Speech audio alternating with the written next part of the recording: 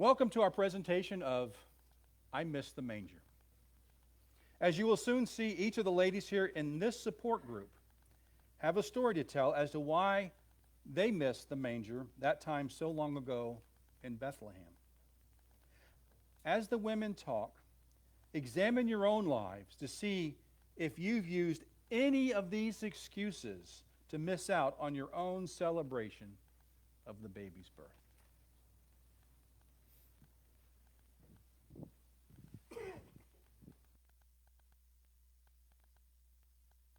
So, my name is Hannah, and I miss the manger. I know what you must be thinking. How in the world could I, of all people, have missed out on the most important event in history, especially when I knew about it ahead of time? You see, my daughter is Mary. Yes, that Mary. The girl that married Joseph. The girl that became the mother of the Son of God. I missed the manger, and it's due to my own pride. You see, every girl in Israel shows up with the idea that she might be the one that could be chosen by God to become the mother of his son. But soon enough, a boy from the village sends his father to talk with her father, and a marriage is arranged. And the hopes that that particular Jewish girl change to include a home with her new husband as well as her baby, her husband's son, not God's son. I, myself, had hoped to be the one, but deep down, I knew it could never happen to me. Something like that happening is too wonderful for an ordinary girl from Nazareth like me. The scriptures tell the one who would bring the baby into the world, but it couldn't be anyone I know. And as I said, it wouldn't be me. Young Joachim's father approached my father to ask for my hand. A year later, we were married, which meant, of course, that I was out of the running. And then my baby started filling our small house. First, as is hoped in every good Jewish household, a boy for Joachim. Then a second, finally, a girl for me, my Mary. A finer girl never walked this earth. She was the very essence of goodness, and as pretty as she was good. Why, she set the example for all the other girls in Nazareth. When other girls would misbehave, my Mary's behavior would be held up for the inspection of those girls. A person might think that the other girls would have been jealous, that they would despise my Mary, but that wasn't the case. She was quite popular. And if I say so, the boys of Nazareth noticed my Mary too. There was so much speculation around the well in Nazareth Square between us women, wondering which of the boys would win the hand of my beautiful, sweet Mary. After all, she could have her choice. Any of the sons of the leading families would be fortunate to win her. My head nearly swam with excitement as I contemplated the wedding, the ceremony that would be hers as she would wed to one or another of these young men. Would it be the rabbi's son, or maybe the son of one of the wealthy families? Oh, the possibilities were unlimited in my mind. But alas, that wasn't to be. Mary's heart wasn't set on the rabbi's son, Matthew. And it wasn't set on the son of any of the wealthy families on the south side of town either. Instead, Mary, my Mary, who could have had her pick of any of the young bucks in town, didn't want any of those boys. She wanted the son of a carpenter, Jacob. The young man's name was Joseph, and he was a nice enough young man, but still, this was Mary we're talking about. I wanted something so much finer for her. A fine home, fine clothing, money to buy things in the shops in the town, like she deserved. But no, Mary wanted Joseph, a young man who had nothing at all, except love for Mary. And he did love her. I still remember when he came to the house to see my Joachim, how nervous he was. Even though his father had already made the arrangements, he trembled so. I was almost afraid for him to sit on one of our chairs, even though I knew that if he broke it, he could mend it. As good as a new one, Joseph was a very good carpenter. As I said, Joseph was so nervous he could not even look Mary's way, except when her gaze was elsewhere. Oh, I had no doubt of the love Joseph felt for our Mary. That's why Joachim and I were so careful with the two of them. They were never alone together, even after the betrothal. No Jewish girl of good reputation was even allowed to be alone with a young man, not of her family, until she was married to him. Good and proper. I guess that's why I was so surprised when Mary brought me the news that all the mothers of the girls fear the most. My Mary, expecting a baby. And her just betrothed, the marriage vows not said yet. Scandalous! What would the village gossips say? They always thought I was so haughty, so proud. And I was. I had a lot to be proud of. So when I heard the news, I went and hid from them all. How could I hold my head up in public with the shame of it? We, her father and I, naturally assumed the child was Joseph's. But then a bigger surprise. Mary said it wasn't Joseph's baby, but Yahweh's, blessed be his name. She tried to convince us that this was the promised one, the Messiah. I wanted to believe her. Really, I did. But as I said before, the Messiah wouldn't be sent to someone I knew. And when the time came that Mary and her loving Joseph had to go to Bethlehem to register for Caesar's hated census, I was glad to see them leave, to be gone for a while, so the talk could die down and I could hold my head up again. So, yes, I missed the manger. I missed it because I was so ashamed that my Mary's baby was born too soon, and all my neighbors would think I didn't raise my girl to know right from wrong.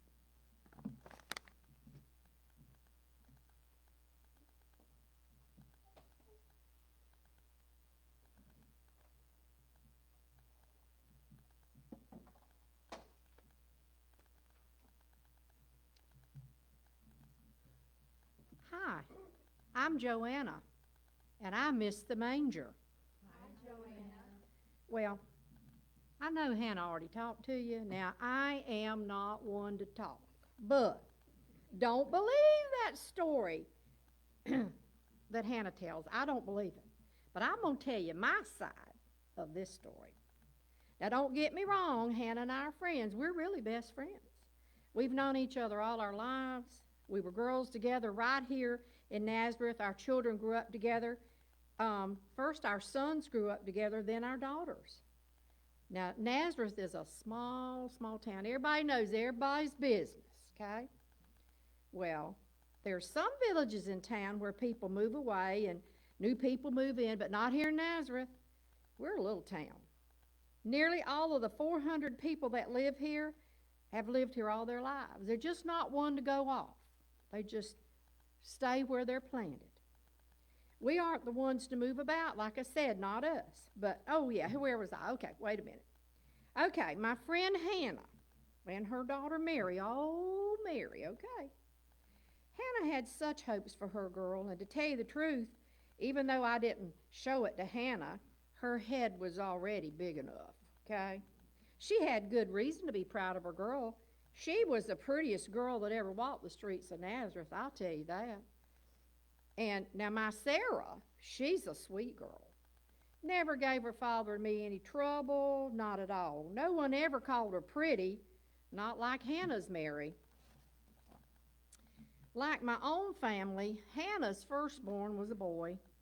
You see, here in Galilee, the best a father could hope for was a lot of sons because they could work the fields while their father was alive. But he didn't want to have too many sons, so when he died, the inheritance would be spread too thin. And the right number of girls to take care of housework while the father and boys were out in the fields, but you didn't want to have too many girls because you couldn't pay the dowries to get them all married off, okay? And of course, the families all wanted to get those girls married off because an unmarried daughter could be a drain on a family. But boys, they could earn more and cost you less. That's still true. Sons are really valued in Galilean families. Now, as I said before, I am not one to talk, but when Hannah came to me with her news, and who else would she go to with such news but her best friend? I was nearly speechless, believe it or not. For one thing, I couldn't imagine that Mary would be so foolish to act in such a immoral manner. Why, if my Mary had told me she was expecting a baby and not married, I'd have fainted right there on the spot. But Hannah, oh no, she tried to make excuses for Mary by saying the baby would be the Messiah. How is that even possible? Everyone knows the Messiah is to be born of a virgin, but surely everyone who knows that virgin isn't anyone we know, especially no virgin in Nazareth. Anyway, I'm not so sure myself that Hannah even believes her own story. Oh, sure, she said some kind of messenger from God appeared to Mary and gave her the news, but I ask you now, have you ever seen an angel bring you some news? Have you? Well, neither have I. I don't believe Hannah for a minute, but I didn't let on. I just let her rattle on and on and on. Well, Hannah may be my friend, but now let's face it. She's finally got her come up against, she did. She's a little bit uppity. She always thought she was so high and mighty because Mary was so pretty and so good. And now where does she stand? Her good daughter had a baby on the way before the marriage vows were even said. And Hannah pretended to me that the baby was the Messiah. Wasn't that just to take the heat off of Mary and Joseph, the carpenter's son? Yep, I missed the manger. As I said before, I'm not one to talk, but it was really good that Mary and Joseph had to take that trip to Bethlehem for the census. They weren't even in town when that baby came. It came a little too soon, too, you know. If I was one to gossip, which I'm not, there's a tale I could tell. The Messiah, who in the world can believe such a thing?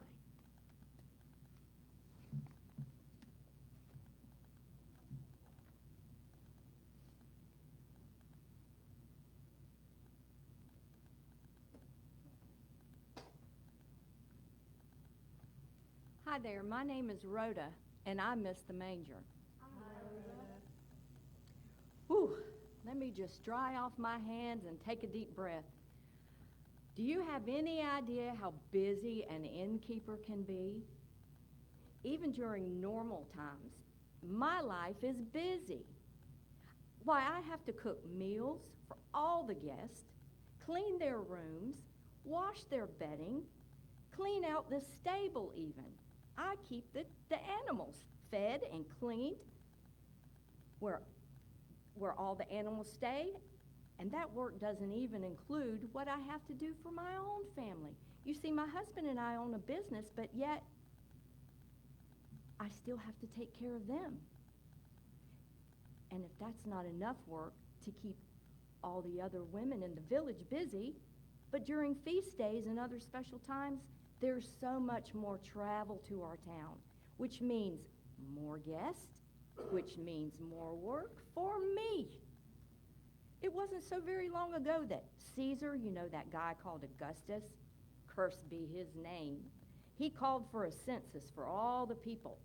That swine wanted a reason to increase our taxes. Again. Sound familiar? And you should know that we Jews do not like to be counted. Not since we got into such trouble when a census was taken during the reign of King David. Regarding that time, God told Moses, when you take a census of the Israelites to count them, each one must pay the Lord a ransom for the life at that time he is counted. Then no plague will come on them when you number them. It was up to God to command a census. And if David counted, he should only do it at God's command, receiving a ransom to atone for the counting. We have been very careful since that time to take no count that was not ordered by Yahweh. May his name be kept holy.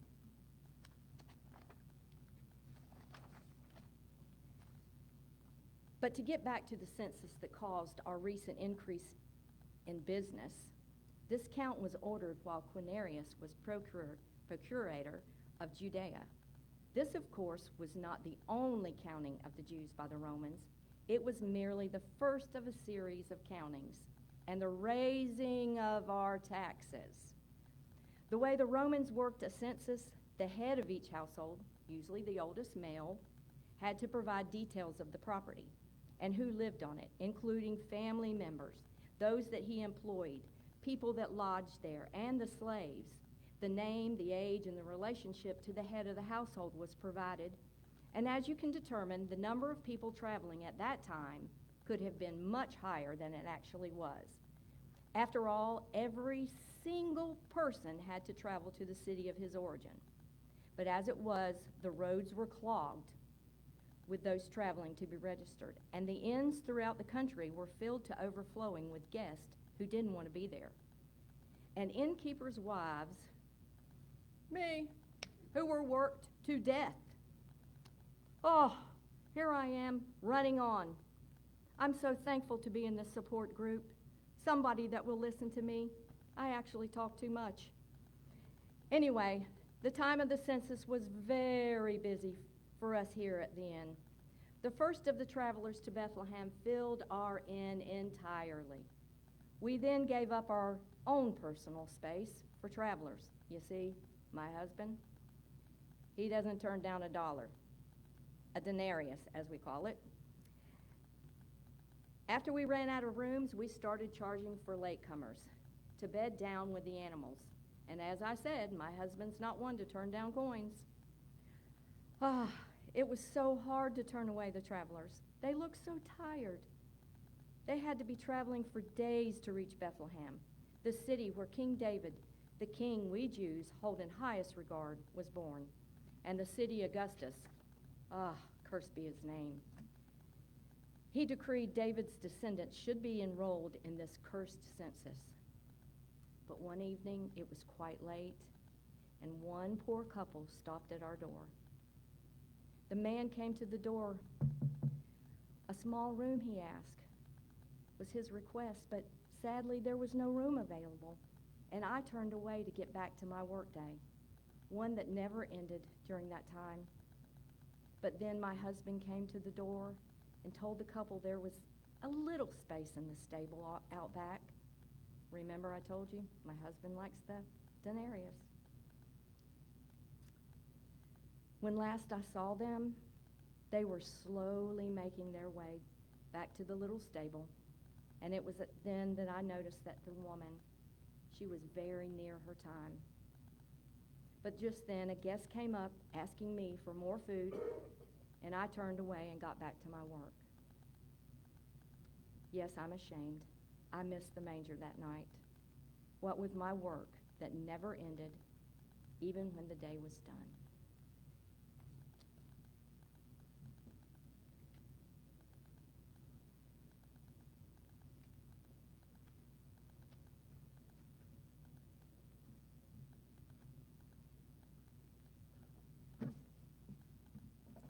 Hi, my name is Miriam, and I missed the manger.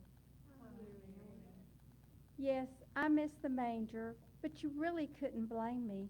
After all, if your husband had told you the cockamamie story my Jacob told me, you wouldn't have believed it either. You see, my Jacob is a shepherd and takes his work very seriously. He does. Most people of Judah look down on shepherds, Some actually believe men become shepherds only because they cannot get another, more important job. But not my Jacob. You see, my Jacob loves his sheep, and he knows them every one. Why, it is said of him that he was once able to call the names of each of his 51 sheep as they entered the sheepfold, and was then able to pick out each one's lambs, which was then restored to its mother. This feat would have been wondrous in the light of day, but my Jacob did this in the darkness of the night. Such knowledge does my Jacob have of his sheep that he can distinguish one lamb from another from their bleats. And oh, the love this man has for his sheep. He is constantly checking them, counting them. It is so very important that not one sheep is allowed to stray away from the flock. For one thing, each is valuable, but it is even more important to Jacob that not one should become injured and helpless or get lost. Silly sheep, they have no sense of direction, you know. So my Jacob has to be constantly on the watch, doing for them what they cannot do for themselves. Why, do you know those silly sheep would die wanting water before they would drink from a fast-running stream? But my Jacob, he leads them to a place where the water is quiet and still, and they drink their fill. And Jacob knows where the grass is the most tender for his silly charges. Those sheep are very blessed to have him as their shepherd. They are. And the lambs? How many times have I glimpsed Jacob out on the hills, his sheep blending with those of other shepherds, and him carrying a lamb on his shoulders. We've been married only a short time, Jacob and I, and have no children of our own. But I know that he will make a very loving father one day when Yahweh blesses this household with a child. But as much as I love my Jacob, I cannot bring myself to believe the story he told me. It seems that one night, a night when he and the other shepherds were out on the hills with their sheep, something happened that affected all the men. Jacob says they saw something. At first, the men couldn't tell what the vision was. The only conclusion they came up with was that it was a messenger of Yahweh's. May his name be blessed. An angel, because the apparition spoke to the men. The men couldn't speak back naturally, because they were standing there open-mouthed. And wouldn't you be too if some being made of light suddenly appeared up in the night sky and spoke to you? I naturally asked Jacob what was said to the men, and he told me that this angel told the men that a baby had been born in Bethlehem. Well, I couldn't help myself. I burst out laughing. How many times each year does a baby get born in Bethlehem, I ask you? It is a common occurrence, is it not? But Jacob took offense at my laughing, and I had to cover my mouth so he could go on. He said the angel told him the baby was special, the Messiah. We Jews have been expecting for so long, and that the men were to hurry to Bethlehem and see for themselves. I asked Jacob how they could possibly pick out that baby from the other babies in the village. But Jacob had an answer for that too. The angel had told the shepherds they would find the baby wrapped in his swaddling clothes and lying in a manger. Now, have you ever heard such a thing? I ask you, Would the promised Messiah have to use a lowly manger for a bed when he came to this earth? And him born to be King of Kings. I could stifle my laughter no more. Well, I had to sit down. I was laughing so hard. And my Jacob, his feelings were hurt so badly by my laughter and disbelief that he went out of our little cottage and went back to be with his sheep. It was a long time before Jacob came back to the cottage. He was very upset by my laughter. You see, he and the other shepherds had gone to Bethlehem that night to see for themselves the baby that was using a manger for his bed. And it was just as the angel had said, a baby in a manger. What is this world coming to, I ask you? And my Jacob, he believed. He believed that the baby really was the Messiah. Not me. I could never believe that Yahweh, the creator of this whole world, bless his holy name, would let his son be born in a smelly stable, nor would he let his son sleep in a lowly manger. After that, things were different for Jacob and myself. He wanted so badly to talk of his experience out there on the hillside that night and later on in the stable. And me, I wanted no part of it. There is no way I could believe that God would send Israel a deliverer and then let him be born in a stable. So yes, I missed the manger for whatever that's worth. I became like one of Jacob's lost sheep. I didn't intend to leave the flock that was made of the other shepherds and their families, the ones that believed what God's messenger told them that night. I just kind of drifted away as a sheep does while looking for greener pastures.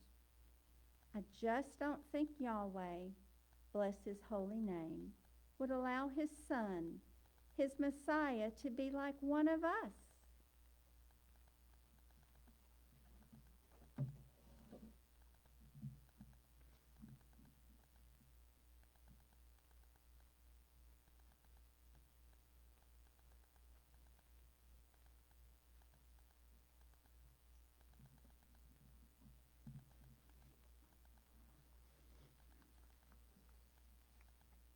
Greetings.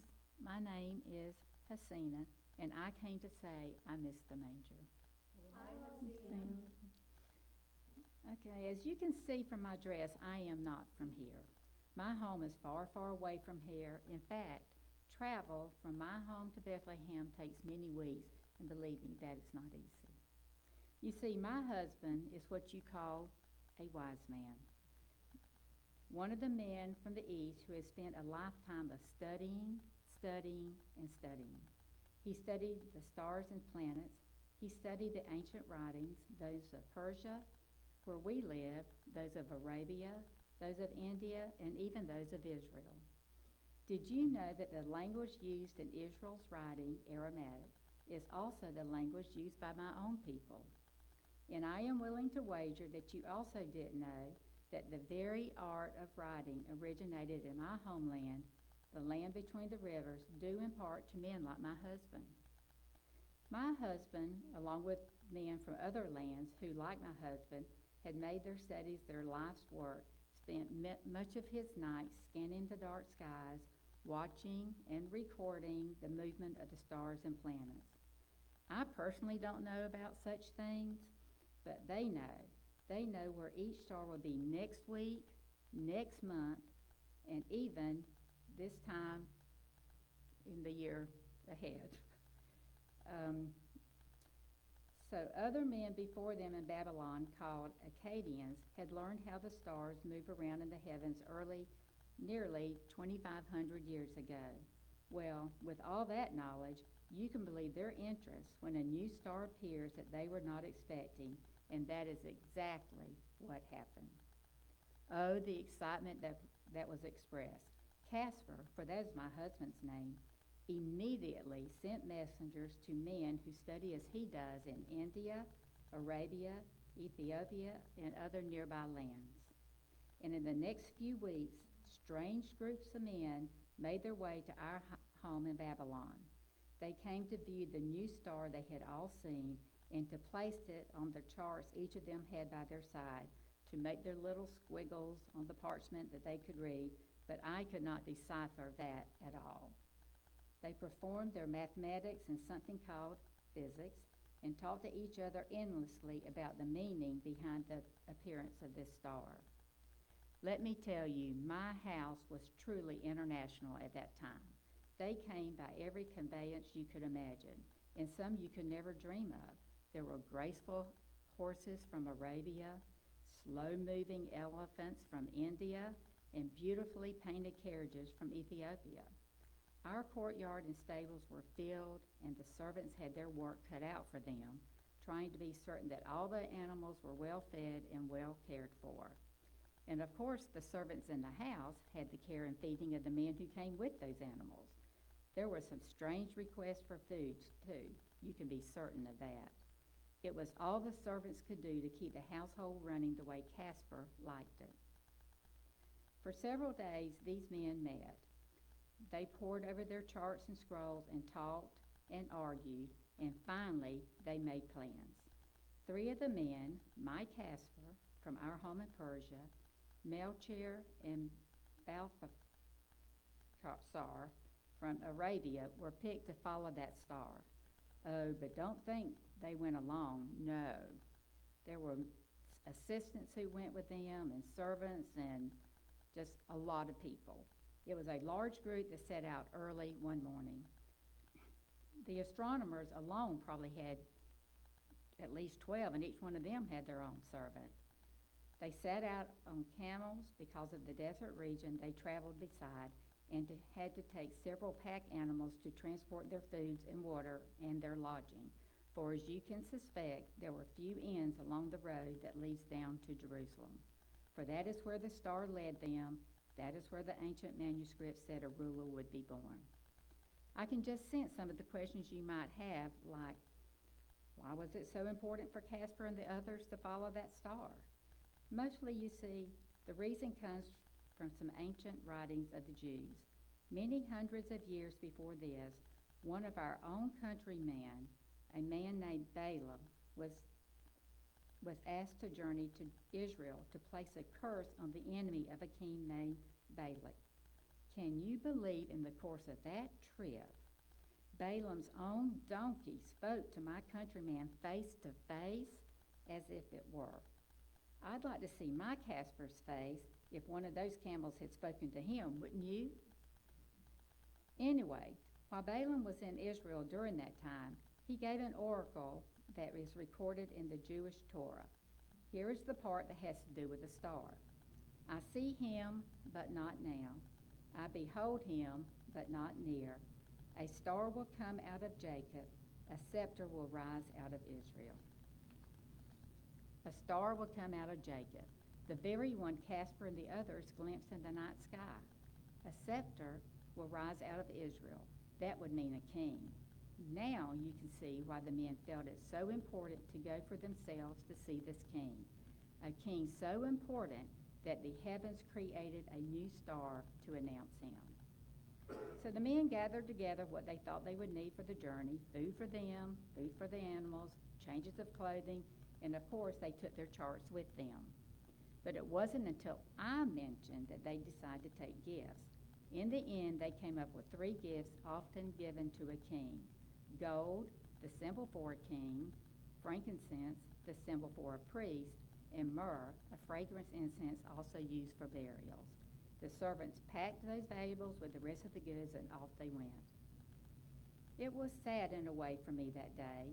I would have loved to have gone on the journey to see the new king. But women did not do such things in those days. Women were to stay home and keep the household running while men went off on their business trips together. One day they would return and tell tales of their travels, or not, and all we women would know is what the men deigned to tell us. When Casper returned, he had quite a tale to tell. It seems their caravan journeyed until they reached the king's palace in Jerusalem.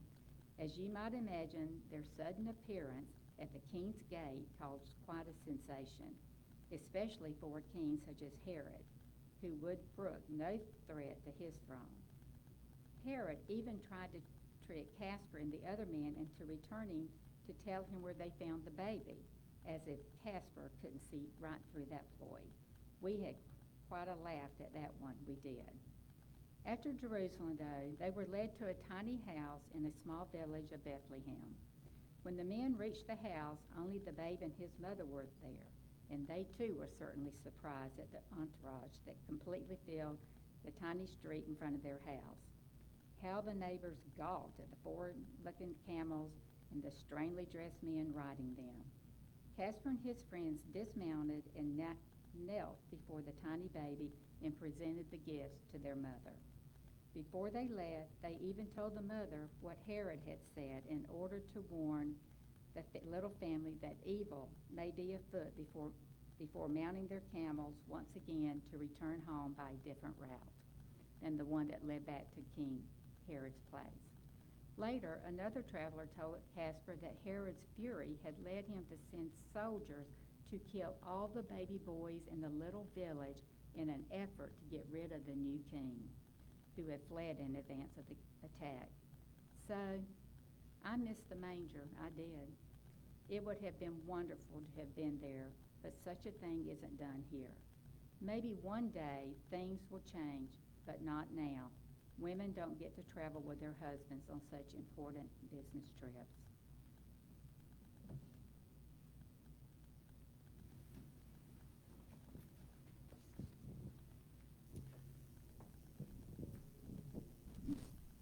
And now we have the privilege, the blessing of having Rachel and Riley perform a song for us. Let me put this down here by the speaker so we get the.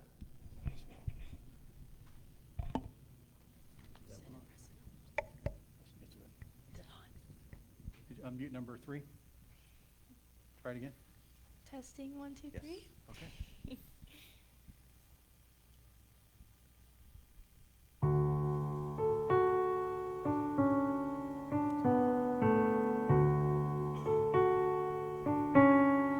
Family hiding from the storm found a place at the keeper's door. It was for this a child was born to save a world so cold and hollow. The sleeping town, they did not know that lying in a manger low, a Savior King who had no home has come to heal our sorrows. Is there room in your heart? Is there room in your heart? Is there room in your heart for God to write His story?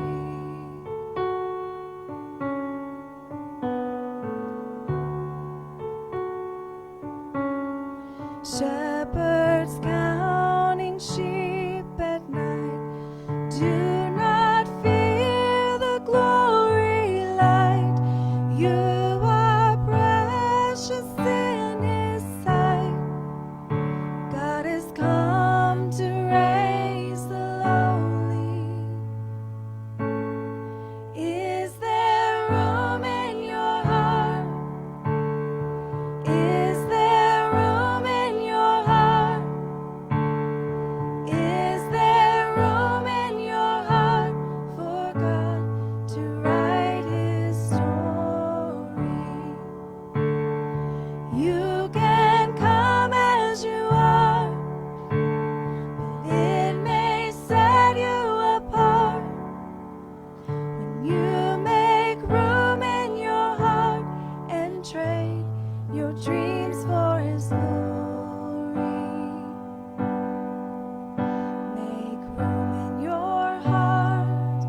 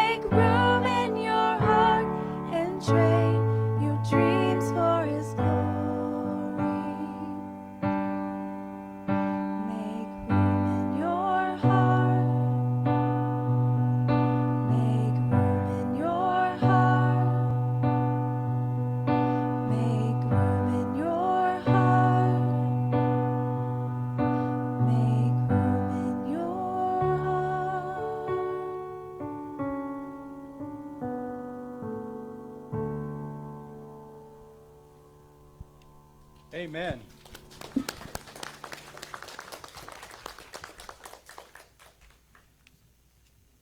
Thank you, ladies. That was truly a blessing. You know, these women all missed the manger when it first occurred. They didn't view the Messiah with their own two eyes and didn't grasp the significance of the baby in the manger. They all had excellent reasons, some of which we may have used ourselves. Shame, because of the way lives were lived. Failure to believe what God said in His Word.